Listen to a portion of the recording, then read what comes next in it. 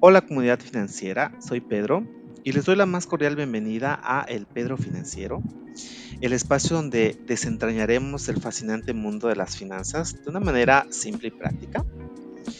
En nuestro primer encuentro, que es este justamente, quiero sumergirnos en un tema importante que impacta directamente en la salud financiera de las empresas y que a menudo puede parecer abrumador, ¿no? El impuesto a la utilidad, específicamente abordando la norma de información financiera de 4. Hoy nos adentraremos en el misterioso y a veces tímido llamado impuesto causado, ¿no? Específicamente, la norma abarca dos, el impuesto causado y el impuesto diferido, pero hoy específicamente vamos a hablar del impuesto causado y más adelante del impuesto diferido. Vamos a explorar cómo esta NIF de 4 nos brinda las directrices necesarias para entender, calcular y presentar de una manera adecuada este componente muy importante en los estados financieros. Así que si alguna vez te has preguntado cómo se determina el impuesto a la utilidad, cuáles son sus componentes y cómo impacta en las finanzas de una empresa, has llegado al lugar indicado. Acompáñame en este viaje educativo donde desmitificaremos conceptos, resolveremos ejercicios prácticos y lo más importante, construiremos una base sólida para entender las complejidades del mundo financiero. No olvides suscribirte, darle like si encuentras útil la información y por supuesto comentar si tienes alguna pregunta o si hay algún tema en específico que te gustaría que abordemos en el futuro o en futuros episodios, con mucho gusto. Bienvenidos a al Pedro Financiero, donde convertiremos los números en amigos y daremos paso a un camino de comprensión financiera más clara y accesible. Vamos a sumergirnos en el fascinante mundo del impuesto a la utilidad según la NIF de 4.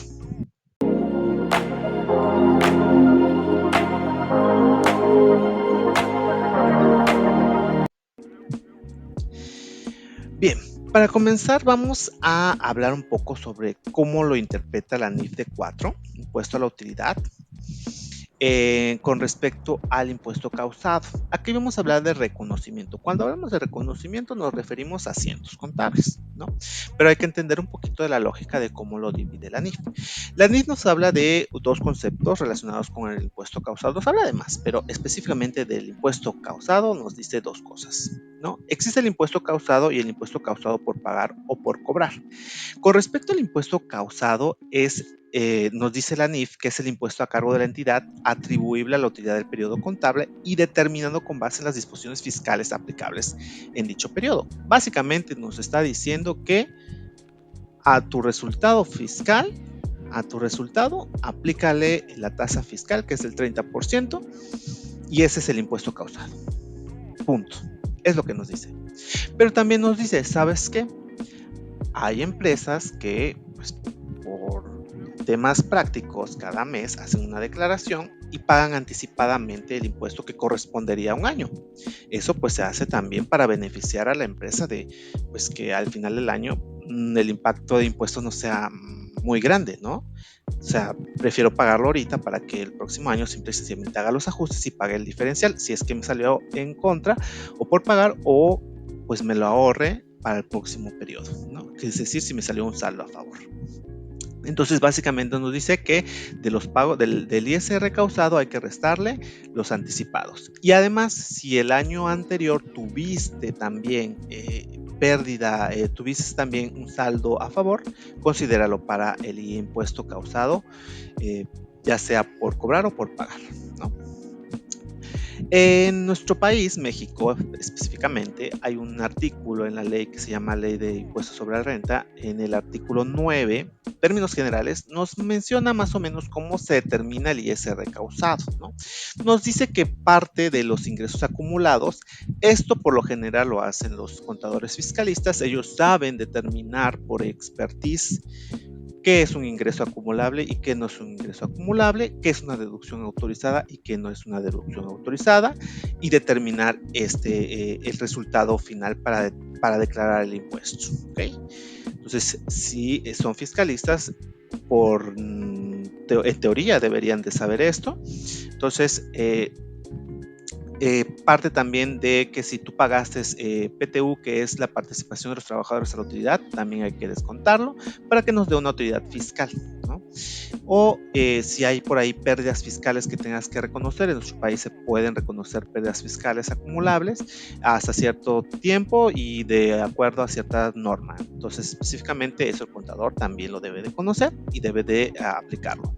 Nos va a dar un resultado fiscal en caso de que por supuesto sea positivo, si no nos va a dar una pérdida fiscal.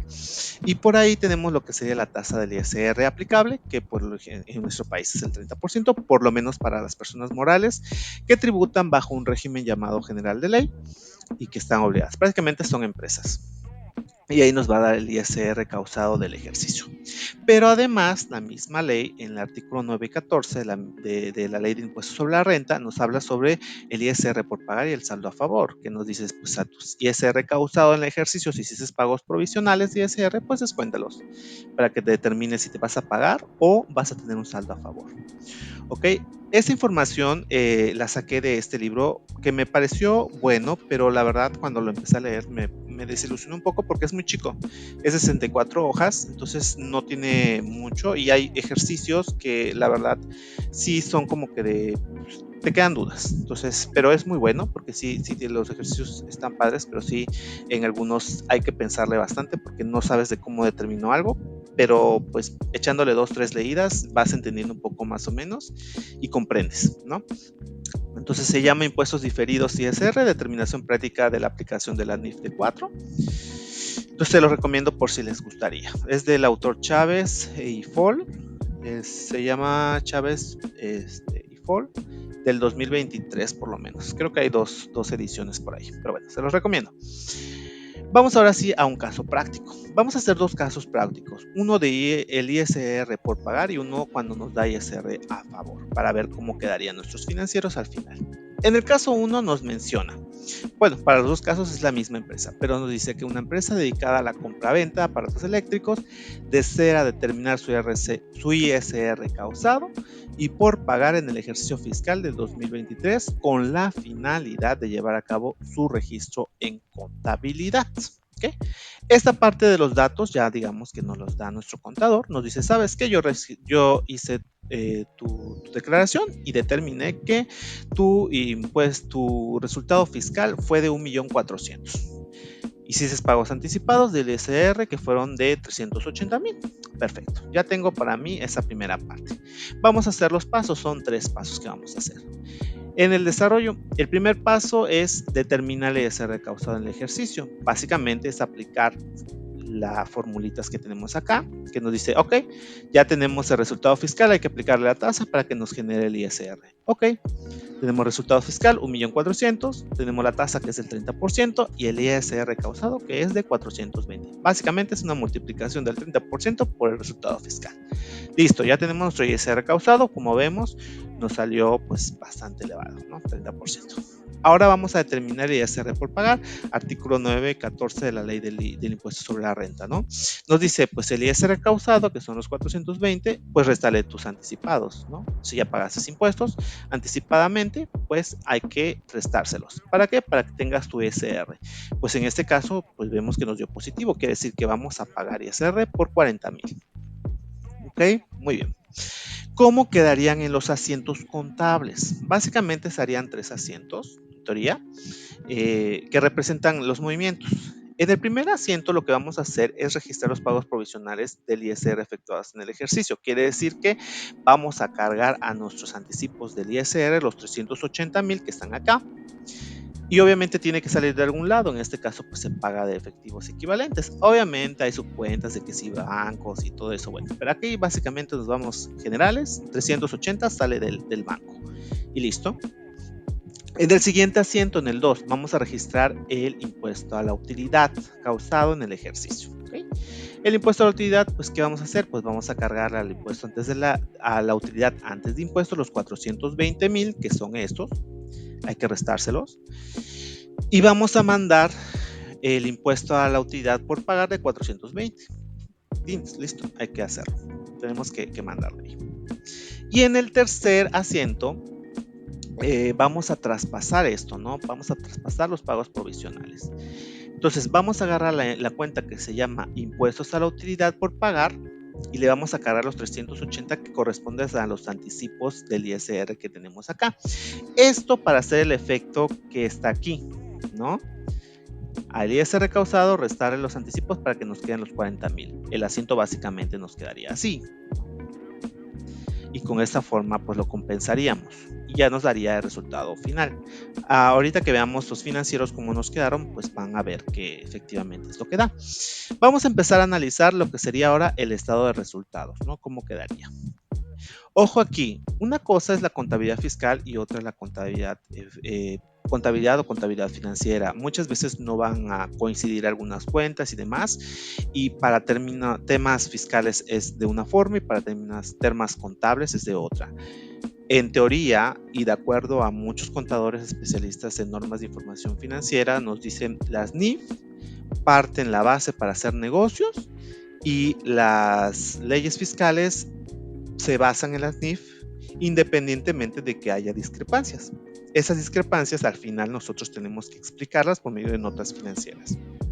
Entonces, muchas veces en los estados de resultados vamos a ver que no son como tal estados de resultados, sino simplemente papeles de trabajo para determinar el cálculo del impuesto sobre la renta, y la contabilidad es otra cosa. Pero bueno, básicamente así nos quedaría nuestro estado de resultados, suponiendo en este ejercicio, por supuesto, que tuvimos unos ingresos netos, unas ventas totales por 6,200,000. Posteriormente tuvimos un costo de ventas. En este caso lo estamos poniendo como costo de servicio, pero básicamente es lo mismo. Es una empresa de compra-venta, o sea que no, como tal, no produce el inventario que vende. Entonces simplemente vamos a ponerle de servicios. Por ahí tuvimos unos gastos de operación que sumaron 1,300,000. Nos queda una utilidad de operación por 950,000.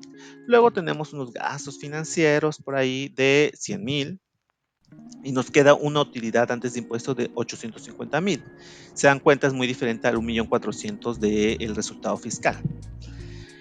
Luego dice, bueno, pues tráete el impuesto causado, que causamos, que fue el de 420,000, aquí está, y nos va a dar un resultado, una utilidad o pérdida neta de 430,000. Listo, así nos quedó nuestro estado de resultados. Ahora vamos a pasarnos a lo que sería nuestro estado de situación financiera para ver cómo quedó. Aquí en cajas y bancos, pues debió haber quedado, había más dinero antes, obviamente, pero con los movimientos, pues disminuyó, ¿no? Porque pagamos los anticipados. Los pagos anticipados ya están en cero y nos dice que nos quedan 320,000. Bien, está bien, no pasa nada. Este de propiedades, planta y equipo, para términos prácticos y del ejercicio, así se quedan, son 380,000 que teníamos ahí. Muy bien. El saldo en el activo, pues total, son de 720,000. Acreedores diversos, esta es una cuenta que ya estaba, son 130,000. Y aquí es donde lo más importante, ¿no? Donde vemos aquí el resultado. ¿Qué es lo que estamos haciendo? Lo que le dije a un principio. Agarramos la cuenta de impuestos a la utilidad. Perdón, me fui. Aquí. Acá. Agarramos la cuenta de impuestos a la utilidad y le restamos lo que sería los anticipos que ya le realizamos, ¿no? Básicamente hicimos esta parte y ya está aquí relacionado lo que realmente tenemos que pagar de impuestos, de impuestos a la utilidad por pagar, que son los 40,000. ¿Okay? Eso se queda aquí pendiente por pagar.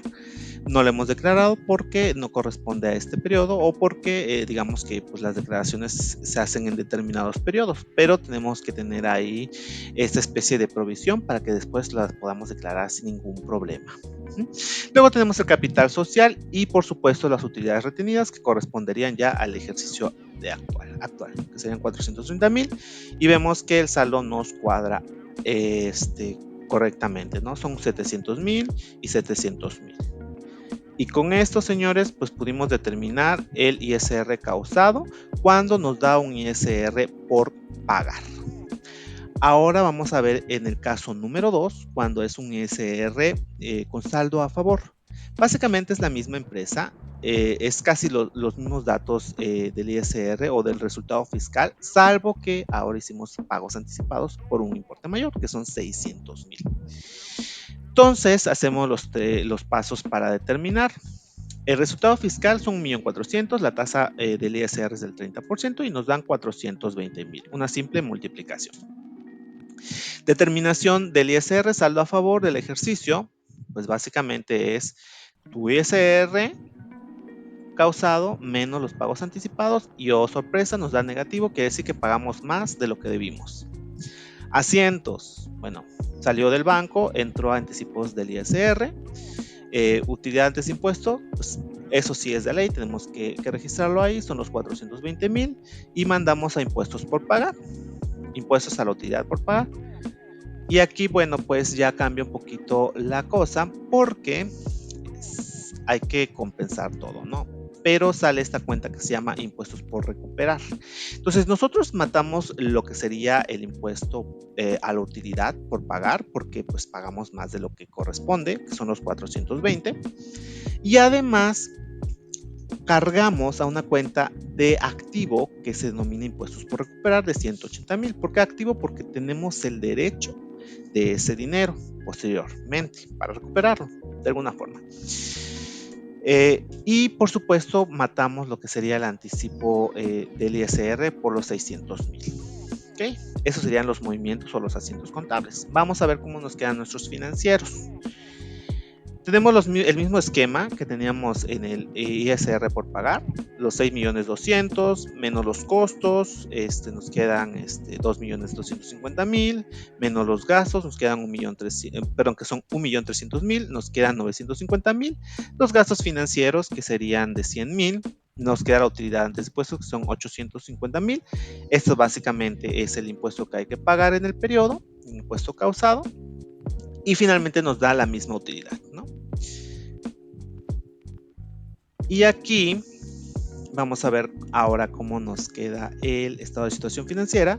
Obviamente hay menos dinero porque salió más dinero del anterior, pero aquí tenemos lo que sería el impuesto por recuperar. Y si nos damos cuenta es básicamente hacer esta parte, que es restarle lo que pagamos de más o los pagos anticipados a lo que corresponde pagar. En este caso da negativo, pero para temas aritméticos lo vamos a considerar al revés, ¿no? Para que nos dé positivo en 180,000, que es lo que hay que recuperar en el próximo periodo.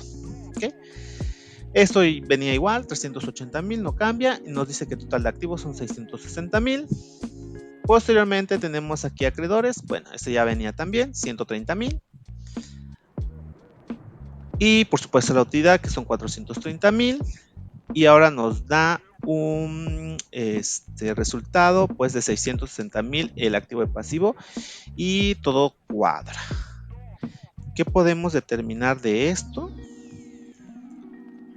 Pagamos de menos anticipadamente. Aquí vean lo interesante, ¿eh? Cómo se comportó el estado de situación financiera, porque el estado de resultados básicamente dio el mismo resultado al final. Pero en cuanto al de posición financiera, vemos que el activo es de 700,000 y tuvimos impuesto por pagar. Ajá.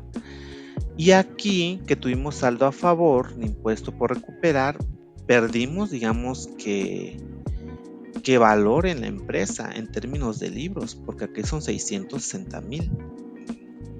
O sea, valió menos la empresa.